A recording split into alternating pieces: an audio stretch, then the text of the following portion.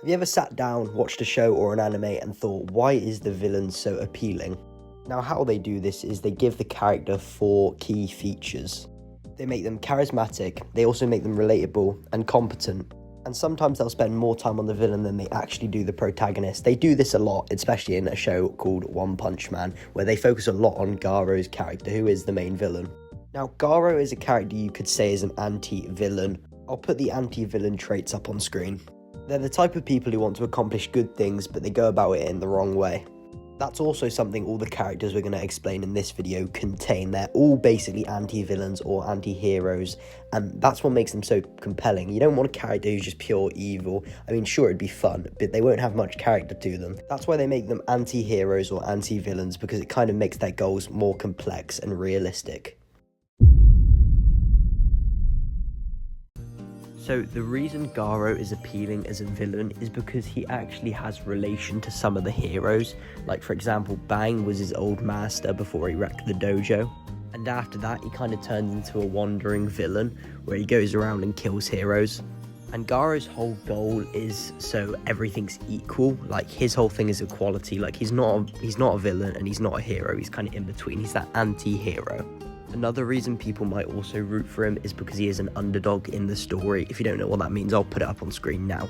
And now, basically, in short terms, what this means is he's basically a one-man army going after this goal that basically seems impossible in the world he's in, but he still fights for it anyway on his own. And the thing is, there are thousands of heroes, but only one of him, and he has to work his way up to destroy the heroes, but he eventually does get lost in his goal. But the initial hook is him being an underdog and an anti-hero. And at first, he is also fighting the monsters as well as the heroes. Now, to the reason we feel sympathetic for Askeladd is completely different from Garou, because at first, majority of us did actually hate Askeladd because he killed Thor's, which was Thorfinn's father, and that was a big thing in the show for the first couple episodes. So obviously we have resentment against this character. But as the story unfolds, we find out he is also fighting for Wales and against the king, which, is a good and noble act because the king at this time isn't a good guy. So he's basically fighting for the freedom of Wales. And what Season 1 of Vinland Saga also does really well is it also focuses a lot on Askeladd and his character, so we can kind of sympathise more and more with him. And then at the end, his sacrifice on episode Season 1, 24, highest rated anime episode ever. He does die and he does sacrifice himself, but for the greater good of the future. And that's why we kind of love him, and we feel bad when he dies, even though he killed one of the most beloved characters in the first couple episodes. Like Garou, he's an anti-hero, but he's also very noble.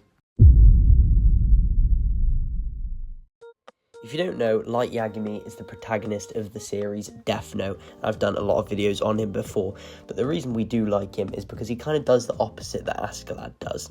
He kind of starts off promising and has a good goal, and then it kind of goes into a spiral, and his goal of rid the world of criminals kind of becomes more control than freedom by the end of the series. And at first, while we're all watching, we're like, oh yeah, this is like a good goal, he's actually doing something right. And then the more and more the story progresses, the more kind of people he kills for like petty reasons. Like if they get in his way at all, he'll kill them, and he'll use people by the end of the show as well. So he kind of goes into madness more than actually like freedom. By the end of the show as well, he kind of becomes more ego-driven, and that's kind of how his downfall happens, all because of his ego and his pride. He is a pretty tragic character who did want to change the world, but then kind of did it in the wrong way. And his story is kind of like hero turned villain, but technically even then he's not a hero. I'd probably say like anti-hero turned villain. He's probably the character on this list that I most empathise with, just because of his goals, but then he kind of, he goes a bit mad by the end. Now, I did want to include some other characters who I either don't know a lot about or, I just don't have enough time to cover them. But to start, we have Eren Yeager, who initially starts off as the hero protagonist of Attack on Titan. And by season 4, he kind of becomes one of them mysterious kind of villains. He transitions into kind of a villain. And it's such a shift in the show to the point, like, his whole motives switch up from being like your typical shonen protagonist to I want to be free. And by the end of the show, he makes it his whole goal to kind of be free at any cost, and he kind of turns into a villain, but at the same time, he's still kind of a hero. It's a lot of stuff. I just haven't dived deep enough into it. Next up is Lelouch. I haven't actually watched it, so I don't know the most about Lelouch, but Lelouch is kind of similar to Eren and Light in this aspect. He kind of makes the world turn against him in a similar way to Eren, and he does this in order to secure the freedom of people of the future, just like Eren. But anyway, that is where we will conclude the video. It was a bit of a short one and a bit of a simple concept, but I kind of needed a video to get out. As you can kind of tell by my voice, I do have quite a bad cold, so it was kind of hard doing the voiceovers for some of this. And on top of a bunch of homework I kind of had to do as well. But it's not all bad, at least we got the video out. But yeah, a like and subscribe would be appreciated if you guys can. And yeah, that's all guys.